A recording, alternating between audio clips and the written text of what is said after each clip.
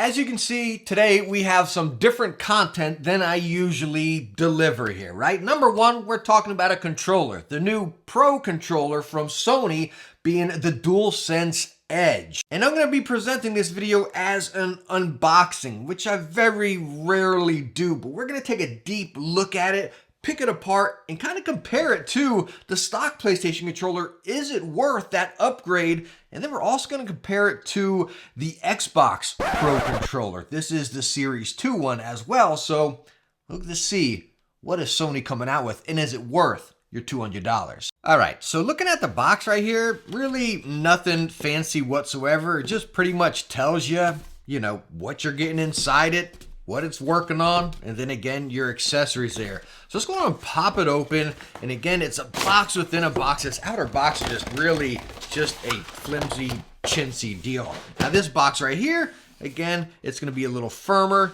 Comes in here, it's nice little, one of these felt or whatever you call this little clothy type of bag. Get that out of there. You have a manual, instruction manual, which I'm sure we are going to need for this controller. Oh yeah, look at all those goodies there. Anyways, we're gonna put that away. Is there anything else underneath here? Hold on.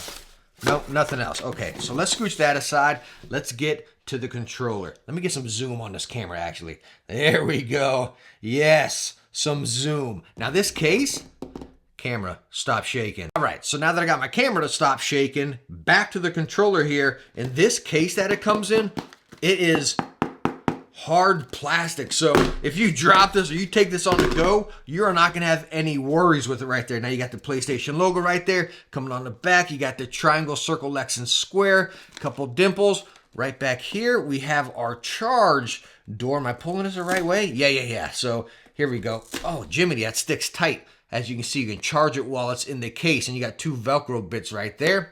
Bam. And I guess you got a little hook. So if you wanna hang it or carry it, whatever. Let's pop this thing open. What are we doing here, right? Popping this bad boy. Oh man, it's lofty. Again, with that plastic, you can't even bend it right there. So looking up top, we have our cable, USB-C to USB-A, braided, very thick, very heavy duty. Now is this just packaging? Okay, so that's just packaging right there. I guess then your cable kind of tucks in there and then goes in. Now this stuff up here is kind of like a soft rubberish. I mean, not soft, but you can feel it's kind of like that matte rubberish. Now coming down here, let's set the controller aside. Looking at what you get in here. Again, the case, it fits perfectly in there. Nice concaved, as you can see. Coming up here, you got these little bump stops, which we're going to try to install. You got your little paddles over here, and it actually states LB, RB. Now, does these say that as well? These do not say LB or RB, so we're going to have to figure out which one those go on. Over here, you have some interchangeable thumbsticks. Got the tall ones. Over here we have the short ones. Now I can tell you, with these being so light, just looking at them, I don't know if the camera can pick it up, but they are actually plastic. I'm jumping ahead of myself here. The Xbox ones are metal. These are plastic, and you can tell the weight actually. Pro or con? Not too sure yet. All right, so let's see what else we got here. Set that aside. This guy, I believe, is the cable lock. Let me go on and scooch that, which is right back here. You see, you got those two bumps? Yes, and you see, you can push it forward right there where it says unlock and lock. Bam, when you push it out, it locks and locks it into place. So what you can do is pop that bad boy open. Whenever you got your cable over here, this deal, you're gonna set it in this way actually. Clip it down, lock it in. Then as you see, you have that. This will plug in. Bam, it'll lock into the controller actually. So then what that's gonna do is prevent your USB-C from tugging out right there, which we all know has happened to us before on our controller. So now that we had a good look over of what we're getting out of the package, I mean, incredibly solid. I love what we're getting. The only thing that we're gonna have to see is, again, are these plastic interchangeable thumbsticks gonna be versatile? And when we pop these off, so they clip in, it's kind of like a little bump. You hear it? Ooh, and it's almost tough to get off. I said I was going to do a solid just comparison of both. Let's just pull them out. Now, the Xbox One, bam, they just like slide out. You feel that magnet in there, bam, and they just lock into place. Now, one thing I've always stated about the Xbox Pro controller here is the sticks felt heavier than, say, a stock controller. All right, you all catch my drift? They're metal, the housing down in there as well, and it just felt heavier. It felt much different from a stock controller, which is one thing I did not like and I could not get used to. So the good thing about this, let me slap these back on, press them down in here. They clip in good, by the way. Now, if I sit here, okay, let me sit like that. Okay, so now this has obviously been used a lot more since I had the PlayStation, but as far as weight and initial feel, they feel a spit and image the exact same. These just feel slightly looser, but I think that's just, again, due to overtime use. Now that we covered the thumbsticks over here, let's take a look at the paddles, which I think are really interesting. And you know what? But before I even look at those, take a look at this up here. These function. Now, could these be used and programmed as paddles? I'm not sure. Again, I haven't used this yet. We're just taking a look at it here together, but I'm curious if those can, because you can be like bam, bam, bam, boo, boo, boo, right over here. How about those sound effects, right? Bam, bam, bam, boo, boo, boo, whatever. Anyways, flipping it over here, LB, RB. Flip that around, LB, RB over here. So we can take our LB, take it in. Oh, how's it going in here? Hold up. Let me see something. Oh, at a little bit of an angle. Okay, so there we go. Put those in at a slight angle. They lock right down in there.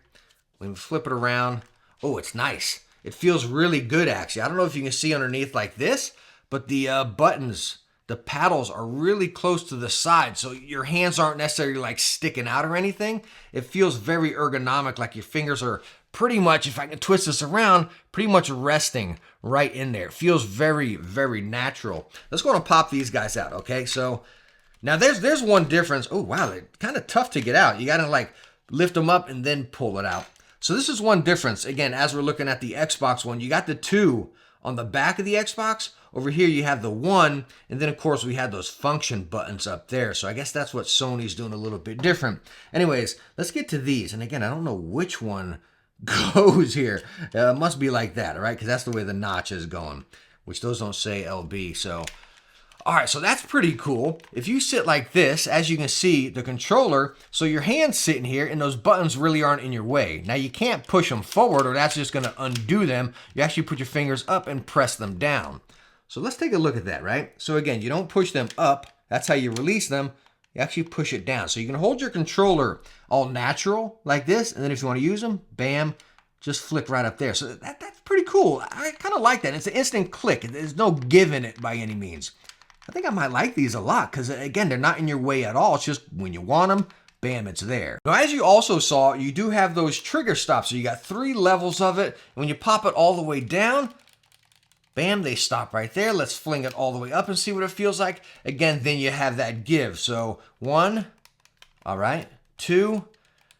You still got a little bit of give. I don't know how well the camera can pick that up. Probably not much at all. Let's try. Let's see if the camera can get some of this, okay? So let's go all the way up to 3, which is natural, or the stock right there, all the way down. Let's go to setting 2, kind of halfway, maybe a little bit more. And then down to 3, bam, it kind of stops right there. Now I want to compare that to the Xbox One as well. So we have stock or all the way right here, and you can see, bam, it goes all the way there. You got the little lip that sticks out. Let's go to number 2 right there. Now you feel the Xbox ones don't really have a, you can kind of hear, they're kind of loud. Going to the last one, oh, smokes, that's instant. Like, look at that. That is really instant. So this is the last one on the PlayStation right here, which feels more like halfway. Here's the Xbox One. Wow, big difference on that. But luckily for me, I don't play my FPS games on console. I play them on PC, keyboard and mouse. So the trigger stops are not going to be something for me. And I really love these new triggers on the PlayStation controller. They just feel so good. And then again, the adaptive on them, that's really nice. Now, one other really cool thing on this controller here is if you noticed on the bottom, you have this release tab. So if we just press that, if I can get it right here, oh, there it goes. It just automatically fell off. You can see that faceplate just came off. Now you can customize this, paint this if you want. I don't know if Sony's coming out with some interchangeable ones. That'll be pretty cool if they make like game-related ones or something. That'll be neat. I don't think this comes off. Yeah, no, that doesn't come off there. But the other thing that we do have, see these little metal tabs in here? They come up, bam, What that does is you can actually release your thumbstick. So if you get any drift or anything's going wrong with them, it breaks or whatever, you can replace these. How much are the replacements? I honestly don't know, but that is super cool. Bam, you just slide them out. So I really think Sony will implement something in this where they can interchange or they'll come out with different color variations, maybe a set of just thumbsticks in the plate right there.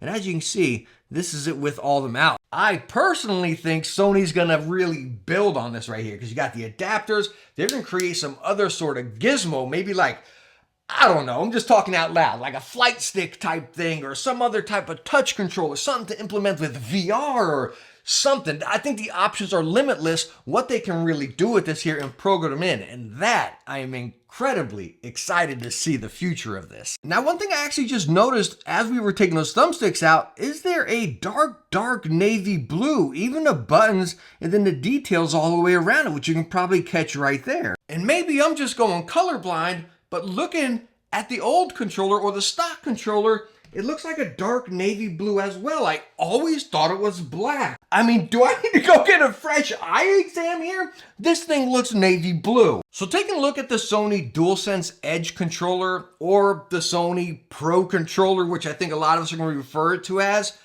I think this thing's stinking awesome. Again, I haven't used it yet, so I think a main key point with any Pro controller is that setup. How easy is it? How easy to set profiles and customize it and really utilize the features, which Xbox does absolutely phenomenal. It is so easy to get the app right on Xbox. I love it. Hopefully that is implemented as well right here. Very simple to use. But as far as the build, the customization, and most importantly, the future that Sony can build with this has me super excited. And that $200, I mean, I think it's pretty cool. Is it worth it? Again, I'm gonna have to test it out and see. But you're gonna be the one at the end of the day to decide, are you willing to spend $200 on a controller?